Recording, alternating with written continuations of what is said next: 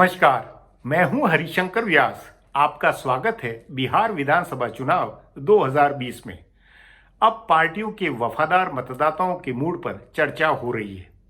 पिछले चुनाव और सी वोटर ट्रेकर व टाइम्स नाउ के सर्वे अनुमान के जो आंकड़े हैं, उससे पार्टीगत वफादार मतदाताओं का हिसाब सस्पेंस भरा हो गया है। लग रहा है बिहार में नरेंद्र मोदी भाजपा के वोट अधिक है, लेकिन ये वोट नीतीश कुमार के दीवाने नहीं है। सी वोटर ट्रेकर के सर्वे के अनुसार भाजपा की लोकप्रियता के वोट जहां 34% है, वहीं जनता दल यू के सिर्फ 14% वोट है।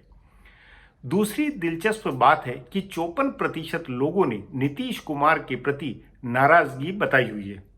तब क्या भाजपा के वोट नीतीश कुमार को मुख्यमंत्री बनाने के लिए जनता दल यू उम्मीदवारों को पूरा वोट डालेंगे या कुछ तटस्थ रहेंगे, या चिराग पासवान की पार्टी के भाजपा चेहरों को वोट देंगे? आज इस पर चर्चा है, मगर उससे पहले सुने चुनावी सुर्खियां। आरजेडी नेता तेजस्वी यादव ने मुख्यमंत्री नीतीश कुमार के सामने पेश की चुनौती। बिहार में विकास और अन्य किसी मुद्दे पर उनके दावे और काम को लेकर वह नीतीश कुमार से डिबेट करने को तैयार। तेजस्वी रोज नीतीश कुमार के सामने पेश कर रहे हैं नए चैलेंज। एलजेपी पर आक्रामक हुई नीतीश एंड कंपनी। नीतीश कुमार ने अवसरवाद की राजनीति का लगाया आरोप। हिंदुस्तानी आवाम मोर्चा के अध्यक्ष जीतन राम मांझी ने महागठबंधन को लेकर एलजेपी पर साधा निशाना।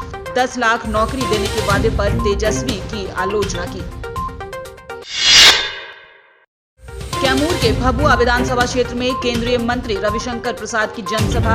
तेजस्वी यादव पर जमकर साधा निशाना। कहा, अगर 9वीं फेल की सरकार बनी तो अपराधियों को मिलेगा रोजगार। बीजेपी प्रत्याशी के पक्ष में वोट करने की भी अपील।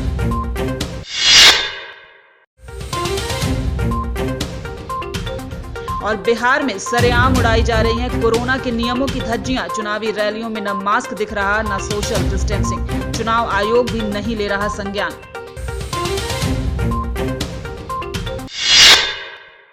वायरस के चलते चुनावी सरगर्मियां दबी छुपी हुई है। नए मीडिया पहले की तरह बेबाक है और नए नेताओं पार्टियों में पहले जैसे सियासी दांवपेच है। इसलिए अजीत द्विवेदी से जाना जाए कि अंदर खाने क्या दांवपेच है। चुनाव में वे कौन से पहलू सवाल है जिनका और छोर समझ नहीं आ रहा है। अजीत, बिहार चुनाव की सुर्खियों में आज की सनसनीखेज राजनीतिक घटना क्या है?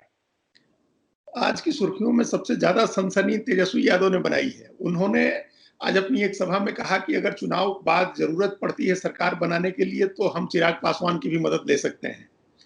तो ये पिछले काफी समय चुनाव के पहले इस बात की चर्चा थी कि तेजस्वी यादव और वो चिराग पासवान एक साथ आए थे और कन्हैया उनके साथ जुड़ जाएंगे, 3 नौजवान बिहार की दिशा बदलेंगे, लेकिन उसके बाद वो स्थिति हुई नहीं थी। लेकिन आज तेजस्वी ने ये कह के और एक बड़ा ट्विस्ट किया है, चुनाव के पूरे राजनीतिक घटनाक्रम में एक बड़ा ट्विस्ट डाला है। क्योंकि बार बार चिराग पासवान कह रहे हैं कि हमारा एक एक विधायक, उन्होंने आज भी कहा है, कल भी कहा था कि लोक जनशक्ति पार्टी का एक एक विधायक बीजेपी के हाथ मजबूत करेगा, बीजेपी की सरकार बनवाएगा। दूसरी ओर तेजस्वी यादव कह रहे हैं कि अगर हमको जरूरत पड़ी तो हम चिराग पासवान से मदद मांगेंगे। अगर ये मैसेज जाता है बिहार के मतदाताओं में कि चिराग पासवान ओपन है और चुनाव जीतने के बाद वो आरजेडी की भी सरकार बनवाने के लिए जा सकते हैं, तो उनके उम्मीदवारों को नुकसान होगा। बीजेपी का जो ग्राउंड लेवल का वर्कर या संघ का कार्यकर्ता जो उनके उम्मीदवारों की मदद कर रहा है वो बंद कर देगा फिर। नहीं, ये आज ही एक ये बयान गिरिराज सिंह उनका भी था कि चिराग के मन के मुंह पर राम है और मन में रावण है। वो भी एक तरह से वो उतना ही कड़ा जवाब दे रहे हैं।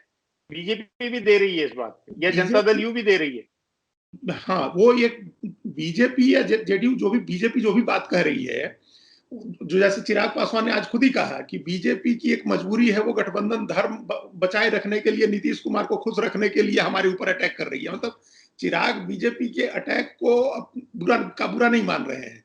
उनको किसी ने कह दिया कि वोट कटुआ पार्टी है, किसी ने कुछ भी कह दिया। अमित शाह ने भी अपने इंटरव्यू में कहा कि वो हमारा वो कंफ्यूजन न पैदा करे, हमारा नीतीश कुमार मुख्यमंत्री बनेंगे।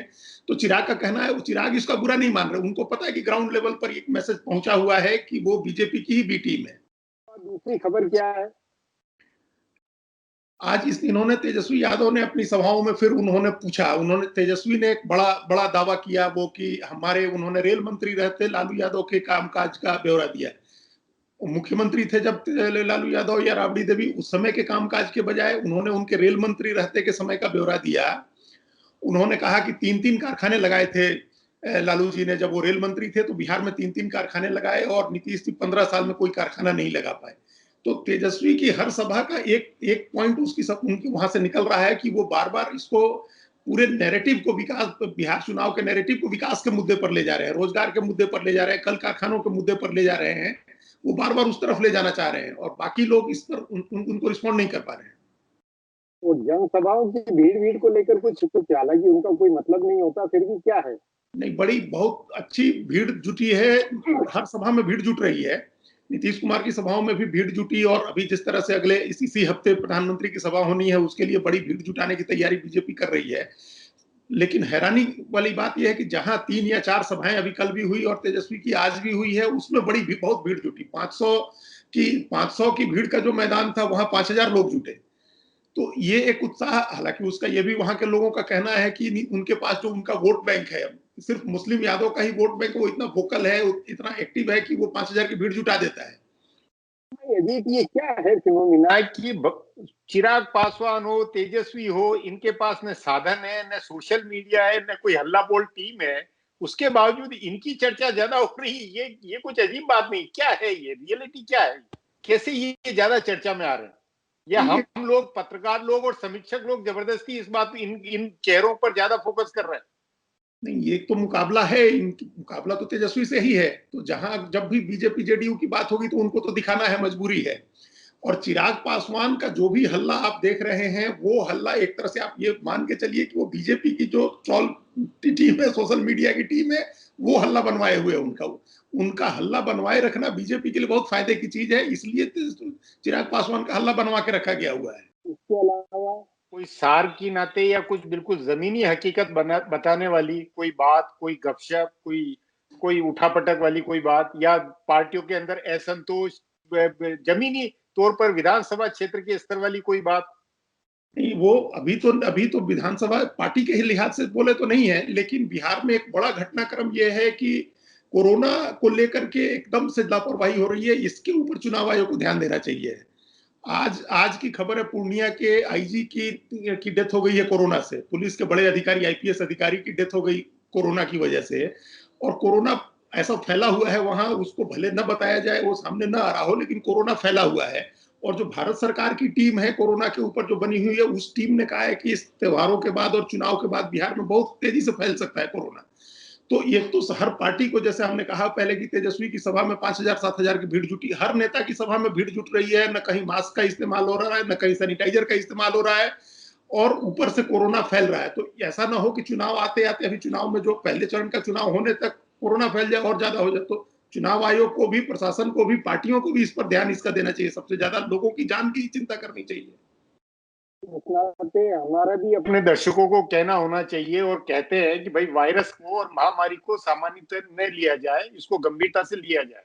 जी बिल्कुल। अब एक ब्रेक लेते हैं। ब्रेक के बाद आज के चुनावी विषय पर खरा खुलासा है।